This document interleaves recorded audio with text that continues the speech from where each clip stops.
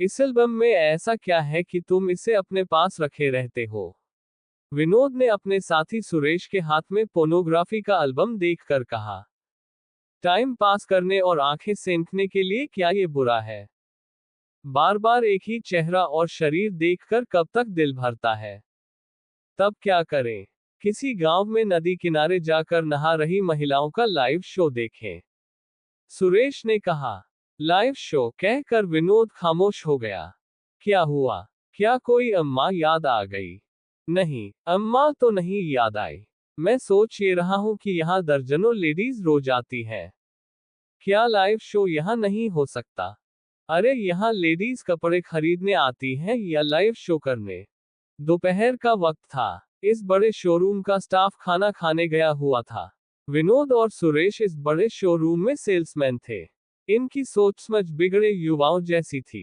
खाली समय में आपस में भद्दे मजाक करना, अश्लील किताबें पढ़ना और ब्लू फिल्में व पोर्नोग्राफी का एल्बम रखना इनके शौक थे। लाइव शो शब्द सुरेश के दिमाग में घूम रहा था। रात को शोरूम बंद होने के बाद वह अपने दोस्त सिकंदर, जो तस्वीरों और शीशों की फिटिंग की दुकान चलाता था, के पास पहुंचा।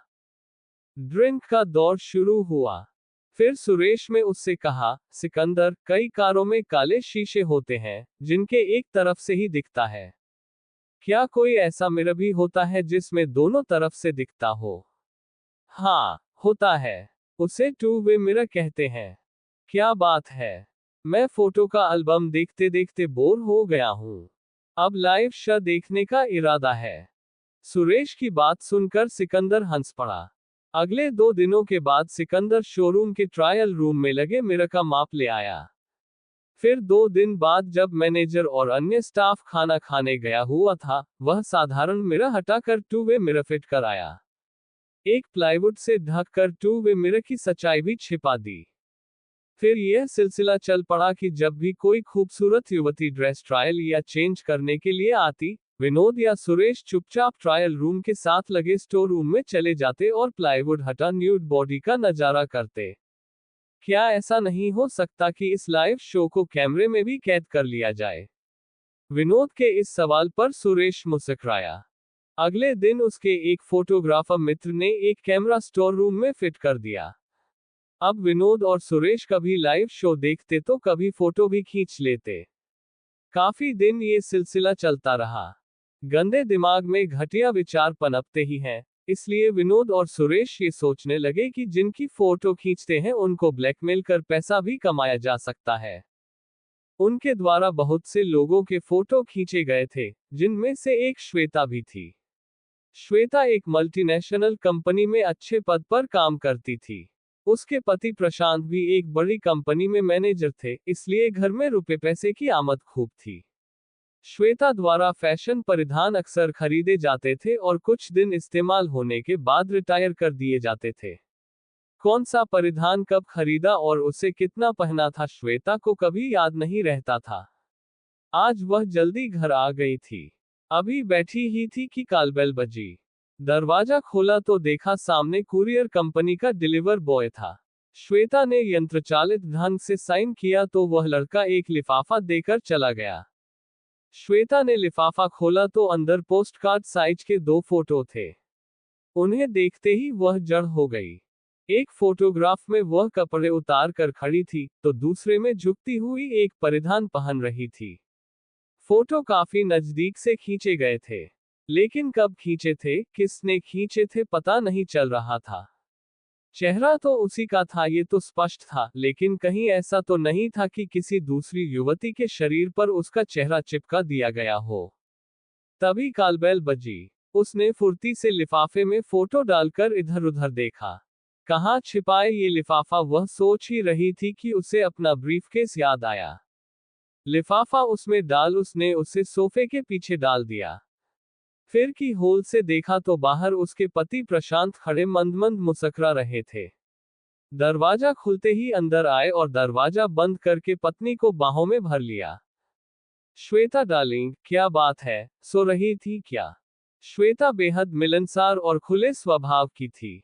पति से बहुत प्यार करती थी और प्यार का भरपूर प्रतिकार देती थी। मगर आज खामोश थी। क्या बात है, तबीयत तो ठीक है ना? जरा सिर भारी है। आप आज इतनी जल्दी कैसे आ गए? कंपनी के टूर पर गया था। काम जल्दी निबट गया इसलिए सीधा घर आ गया। चाय पियोगी? तुम आराम करो, मैं किचन संभाल लूंगा। प्रशांत किचन में चला गया। तभी श्वेता का मोबाइल बज उठा। एक अनजान नंबर स्क्रीन पर उभरा। क्या पता उसी फोटो भेजने वाले का नंबर हो, सोचते हुए श्वेता ने मोबाइल का स्विच ऑफ कर दिया। तभी प्रशांत ट्रे में चाय और टोस्ट ले आए। श्वेता, ये सिर दर्द की गोली ले लो और टोस्ट खा लो।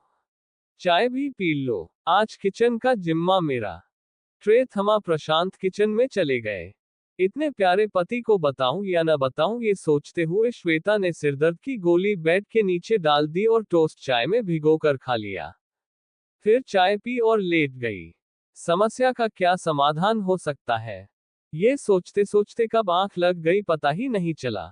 आंखें खुली तो देखा पास ही लेटे प्रशांत पुस्तक में डूबे थे। कैसी तबीयत है? प्यार से माथे पर हाथ फिराते हुए प्रशांत ने पूछा। आई एम फाइन, मुस्कुराते हुए श्वेता ने कहा। खाना तैयार है। अच्छा, क्या क्या बनाया है? जो हमारी होम मिनिस्टर को पसंद है। हंसती हुई वह किचन में गई। कैसेरोल में उसके पसंदीदा पनीर के पराठे थे और चिकन करी और मिक्स्ड सब्जी थी। सलाद भी कटा हुआ प्लेट में लगा था। प्रशांत नए जमाने के उन पतियों जैसे थे जो पत्नी पर रोब न जमा हर काम में हाथ बटाते हैं। श्वेता का तनाव काफी कम हो चला था। अगले दिन सुबह वह किचन में थी कि प्रशांत तैयार होकर आ गए। श्वेता डार्लिंग, मुझे कंपनी के काम से हैदराबाद जाना है। 1 घंटे बाद की फ्लाइट है। शाम को थोड़ा लेट आऊंगा, कहते हुए प्रशांत बाहर निकल गए। उनके जाने के बाद उसे मोबाइल फोन का ध्यान आया। वह लपक कर बेडरूम में गई और मोबाइल का स्विच ऑन किया। चंद क्षणों के बाद कल शाम वाला नंबर फिर स्क्रीन पर उभरा। सुनूं या न सुनूं सोचते हुए उसने मोबाइल को बजने दिया। थोड़ी देर बाद तो उसने फोटो निकाल कर देखे पर ड्रेस कौन सी थी स्पष्ट नहीं था। कैबिन भी जाना पहचाना नहीं था। ऐसी कैबिन लगभग हर शोरूम में होती है। ये ड्रेस कौन सी है ये समझ में आता तो पता चल जाता कि यह कब और कहां से खरीदी थी। तभी मोबाइल की घंटी फिर से बजी।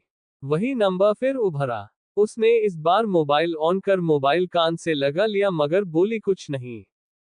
हेलो हेलो, दूसरी तरफ से कोई बोला लेकिन वह खामोश रही।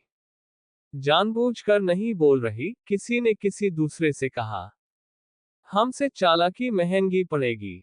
हम ये फोटो इंटरनेट पर जारी कर देंगे, उनमें से कोई एक बोला। श्वेता ने ऑफ का बटन दबा दिया। थोड़ी देर बाद फिर मोबाइल की घंटी बजी। इस बार स्क्रीन पर वही बात मैसेज के रूप में उभरी जो फोन पर बोली गई थी। उसने फिर ऑफ का बटन दबा दिया। उसके बाद मोबाइल की घंटी कई बार बजी लेकिन उसने ध्यान नहीं दिया। अब क्या करें? आज काम पर जाएं, मगर काम कैसे हो सकेगा? सोचते हुए उसने थोड़ी देर बाद कंपनी में फोन कर दिया। फिर उसने फोटो के लिफाफे को गौर से देखा तो जाना कि फोटो मलाड के एक फोटो स्टूडियो में बने थे। स्टूडियो के पते के नीचे 2 फोन नंबर भी थे। अपने मोबाइल से उसने दोनों नंबर पर फोन किया मगर दोनों के स्विच ऑफ थे। अब यह देखना था कि मलाड वाला पता भी असली है या नहीं। उसके लिए मलाड जाना पड़ेगा, उसने सोचा। उसने फोटो फिर ध्यान से देखे। ड्रेस कौन सी है यही पता चल जाए तब याद आ जाएगा कि ड्रेस कहां से खरीदी थी। फोटो के इनलार्ज प्रिंट द्वारा शायद पता लग सके कि ड्रेस कौन सी है। उसके घर में नई तकनीक का डिजिटल कैमरा था। उसने उससे हाथ में पकड़ी ड्रेस का नजदीक से एक फोटो खींचा। अब इसका बड़ा प्रिंट निकलवाना था। वह कार से मलाड के लिए चल दी। अभी तक उसने कई थ्रिलर और जासूसी नॉवल पढ़े थे। जासूसी फिल्में और सीरियल भी देखे थे।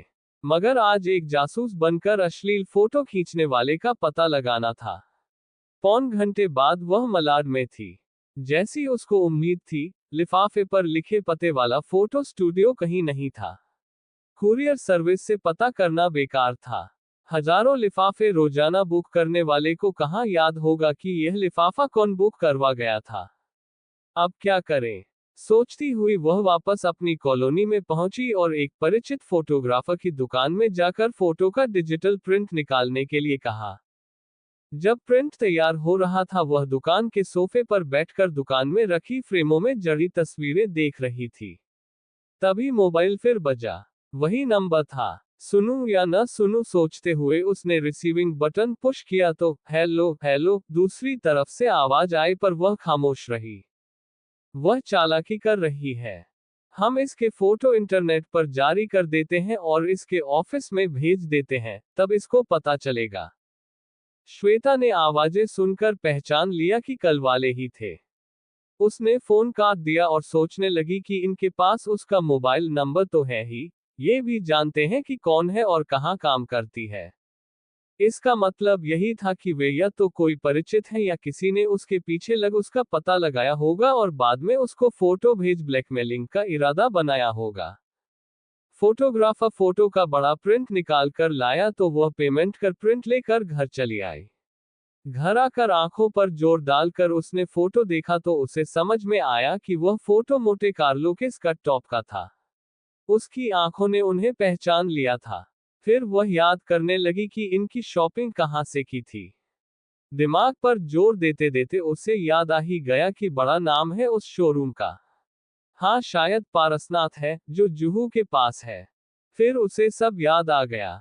अब उस शोरूम में जाकर उसके फोटो वगैरह भेजने का काम करने वालों का पता लगाना था।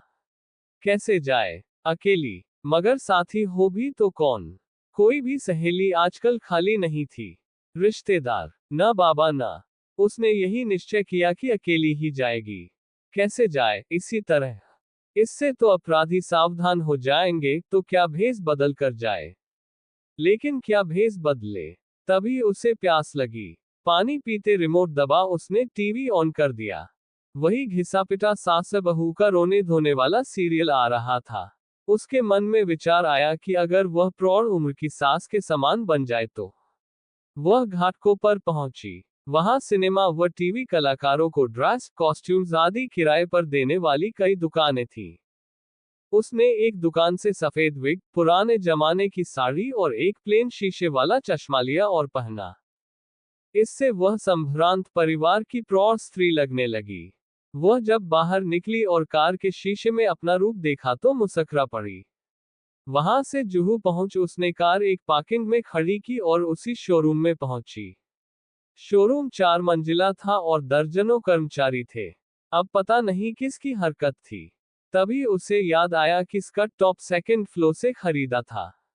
वह सेकंड फ्लोर पर पहुंची। वहां सब कुछ जाना पहचाना था। सेल्स काउंटर खाली था। 2 लड़के एक तरफ खड़े गपशप मार रहे थे। यस मैडम, उसके पास आते ही विनोद बोला। श्वेता ने उसकी आवाज को पहचान लिया। यही मोबाइल फोन पर बोलने वाला था। मुझे भारी कपड़े का लेडीज सूट चाहिए। सर्दी में हवा से सर्दी लगती है। सुरेश और विनोद मोटे कपड़े से बने कई सूट उठा लाए। एक सूट उठा उसने पूछा, यहाँ ट्रायल रूम कहाँ है? सुरेश ने एक तरफ इशारा किया तो पहले से देखे ट्रायल रूम की तरफ वह बढ़ गई। फिर कैबिन बंद कर नजर डाली कि यहाँ कैमरा कहाँ हो सकता था। शायद 2 वे मिरर के उस पार हो। स्थान और अपराधियों का पता तो चल गया था। अब इनको रंगे हाथ पकड़ना था। फिर वह बिना कुछ ट्राई किए वह बाहर निकल आई। सॉरी, फिट नहीं आया। और देखिए, नहीं अभी टाइम नहीं है, ये कहकर वह सूट काउंटर पर रखकर सधे कदमों से बाहर चली आई। घाटकों पर जाकर सब सामान वहां वापस किया, फिर घर चली आई। शाम को प्रशांत वापस आया। तबीयत कैसी है? ठीक है, आज मैंने रेस्ट के लिए छुट्टी ले ली थी। अगले दिन वह ऑफिस गई। वहां सारा दिन काम में लगी रहने पर भी सोचती रही कि अपराधियों को कैसे पकड़े। पतिदेव को साथ ले। अगर अपराधी पकड़े जाते हैं तब क्या होगा? उनसे कैसे निपटेगी? पुलिस तब भी बुलानी पड़ेगी। तब क्या अभी से पुलिस से मिलकर कोई कारगर योजना बनाए? वह शाम तक उधेड़ बुन रही। फिर शाम को कार में बैठते बैठते इरादा बना लिया। उसके 100 नंबर पर रिंग करने पर तुरंत उत्तर मिला। एक लेडी बोली, फरमाए क्या प्रॉब्लम है? एक ऐसी प्रॉब्लम है जिसे फोन पर नहीं बता सकती। तब आप पुलिस हेडक्वार्टर आ जाए। वहां पहुंचकर आप miss Shubhra Sinha special squad पूछ लीजिएगा। श्वेता कभी पुलिस हेडक्वार्टर नहीं आई थी, मगर कभी न कभी पहल तो होनी ही थी। वह पुलिस हेडक्वार्टर पहुंची, फिर कार पार्क कर रिसेप्शन काउंटर पर पहुंची। स्पेशल स्क्वाड चौथी मंजिल पर था। श्वेता वहां पहुंची तो देखा कि शुभ्रा सिन्हा 2 सितारे लगी चुस्त शर्ट और पैंट पहने बैठी थी। वह लगभग श्वेता की ही उम्र की थी। दरवाजा बंद कर उसने गंभीरता से सारा मामला समझा। फिर प्रशंसात्मक नजरों से उसकी तरफ देखते हुए कहा, कमाल है, आपने मात्र 24 घंटे में पता लगा लिया कि बदमाश कौन है। अब आगे क्या स्ट्रेटेजी सोची है आपने? मैं वहां नया रूप धारण कर ड्रेस ट्रायल करूंगी। तब पुलिस धावा बोले और उनको रेड हैंडेड पकड़ ले। ठीक है। फिर कॉफी पीते पीते दोनों सहेलियों के समान योजना पर विचार करने लगी। कॉफी पीकर श्वेता वापस चली आई। अगले दिन सिविल ड्रेस में साधारण स्त्री की वेशभूषा में अन्य लेडी पुलिसकर्मियों के साथ ग्राहक बन शुभ्रा सिन्हा शोरूम देख आई। 3 दिन बाद श्वेता एक ब्यूटी पार्लर पहुंची। वहां नए किस्म का हेयर स्टाइल बनवा, चमकती कीमती शरारा ड्रेस पहने वह शोरूम में पहुंच गई। नया विंटर कलेक्शन देखना है? जरूर देखिए मैडम, कहकर सुरेश ने तरह-तरह के परिधान काउंटर पर फैला दिए। तभी शुभ्रा सिन्हा भी काउंटर पर आकर फैले नए आए परिधान देखने लगी। एक शरारा और चोली को उठाते श्वेता ने कहा, इसका ट्रायल लेना है। ट्रायल रूम किधर है? सुरेश ने कैबिन की तरफ इशारा किया और विनोद की तरफ देखा। उसका आशय समझ विनोद काउंटर से निकल पिछवाड़े चला गया। कैबिन का दरवाजा बंद कर श्वेता ने ट्रायल के लिए लाया परिधान एक हैंगर पर टांग मिरर की तरफ देखा। फिर नीचे झुककर अपने सैंडल उतारने लगी। सैंडल उतार एक तरफ किए। फिर अपनी चोली के बटन खोलने का उपक्रम किया। स्टोर रूम में छिपे नजारा कर रहे विनोद ने मुस्कुरा कर कैमरे का फोकस सामने कर क्लिक के बटन पर हाथ रखा। तभी श्वेता ने हाथ पीछे कर नीचे झुकाया और एक सैंडल उठाकर उससे तगड़ा वार शीशे पर किया। तड़ाक की आवाज के साथ शीशे के परखच्चे उड़ गए।